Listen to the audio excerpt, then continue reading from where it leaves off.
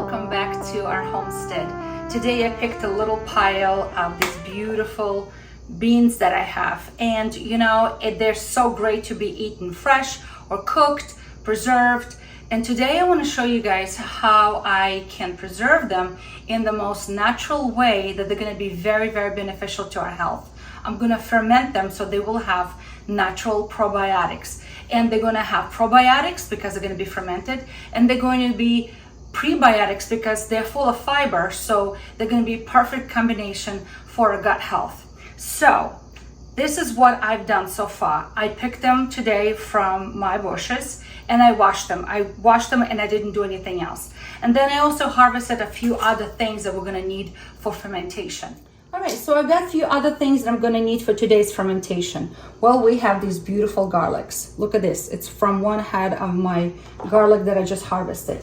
And we have dill. We have fresh dill from the garden. Some of it just, without a crown, some of it with a crown. And then I have this beautiful leaf of horseradish. It's going to be important for fermentation.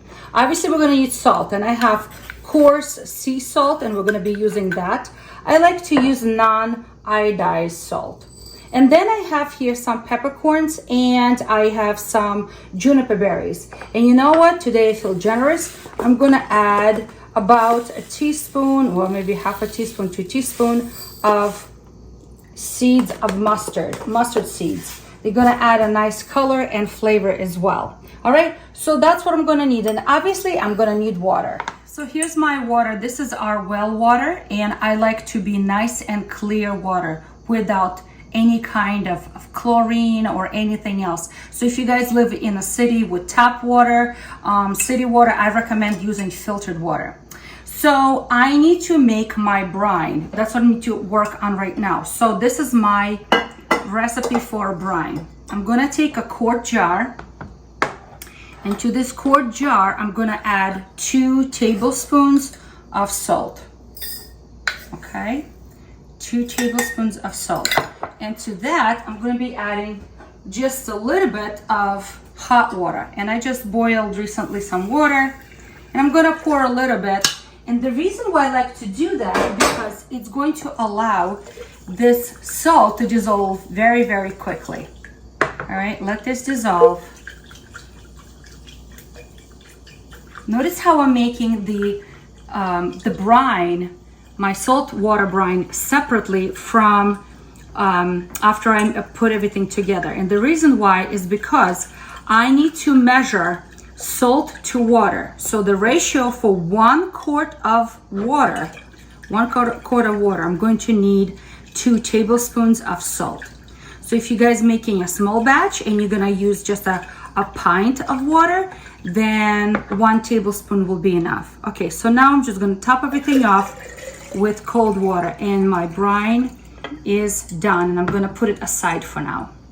All right, so the next step is I need a vessel where my fermentation will take place, and I like to do my fermentation in glass containers. So this is a nice glass container, and what I'm going to do is I'm going to throw a couple of pieces of garlic in the bottom.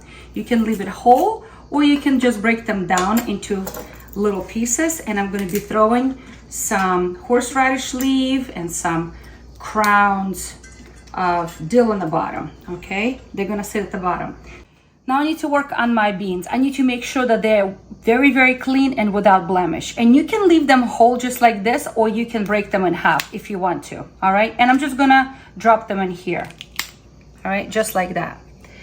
And I'm gonna do that until I fill up at least half full. All right, so just like that. And again, it's very important that they're very, very clean. So some of you may ask me, why do I like to ferment vegetables? Well, I like to ferment vegetables because, as I already mentioned to you in the beginning, it's a great way to bring probiotics to your family. Not just the vegetable. I'm taking off a couple of these little stems that were still left over. I'm just breaking them off. So again, I'm doing this not just because it's good as a probiotic vegetable and it can be added on the side of your protein or added to your salads. It also becomes a very good fermented liquid, while it's fermenting, all these vegetables fermenting in here, they're also working with salty water to create nice fermented liquid. And that liquid can be added to many other things in your dietary consumption instead of vinegar. So for example, you're making a salad dressing.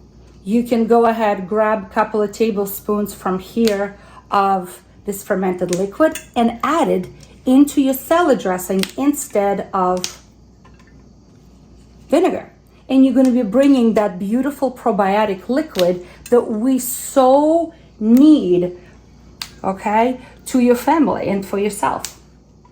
All right, it's about half full right now, and I'm going to go ahead and add a few more garlic cloves, just like this. So I'm just going to slice them. Fermented garlic is so delicious. And again, I'm going to add a little bit of this nice horseradish leaf and some delicious dill in here. And I'm just going to break off and I use the stem as well, because why not? It's still dill.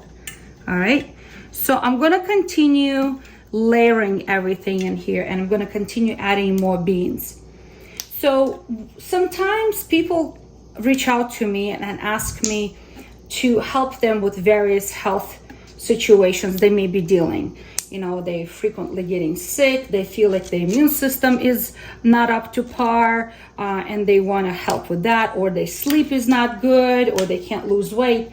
And it's funny because we often don't think that our gut is so important, and it's one of those foundations for our health. If the gut is off, everything will be off. The immune system will be off, our hormones will be off, so many things will be off.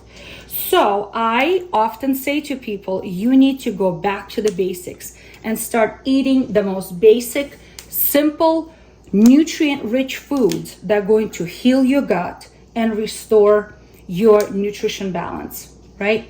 So there's a very popular diet, it's called GAPS diet by Natasha, what's her name? Natasha Campbell McBride, that's it, that's the name. I had to think for a second. She speaks about the GAPS diet and how consuming probiotic rich liquids are so important. All right, so this liquid be one of those liquids that she's talking about. Just like sauerkraut that is done by lactofermentation, this will be lactofermentation as well. All right, so it's pretty full right now, and what I'm going to do is I'm going to add a few more of this beautiful garlic in here as well. It's really good for your immune system. All right, just like this. Oops, where do you go? Come back here. That's it, one more. Okay. If you have just a little tiny cloves, you don't have to slice them, but for me, I have big ones, so that's why I'm slicing. I'm going to be adding the remainder of this dill. You can chop it or you can just roll it up and add it like that. Just push it inside. Okay, just like this. And remember all of my spices here. I have about 10 juniper berries, about 10 to 15 black pepper, actually mixed peppers, and some mustard seed. And then I'm going to finish up everything at the end with this, what do you call it? I was about to say bay leaf. By the way, you can also add bay leaf in here, but this is a horseradish leaf. And now remember my water that I mixed? I'm going to be topping everything over that and making sure that everything is covered with the salty brine. If I don't have enough, I will make one more jar. If I feel like I have, I don't need a whole quart, I will make just a pint, but I think I'm halfway up, so I have to make another quart. All right, we're pretty much to the top. So like I said, it's important that everything is covered with salty brine, and that's where I like to put this leaf on the top because it's going to assure that everything is pushed under. If you have a little glass weight to put inside here, anything to keep it submerged under the liquid brine, it's very, very important. And I'm going to put this on, but I'm not going to put it on tight. I'm not going to close it up, okay?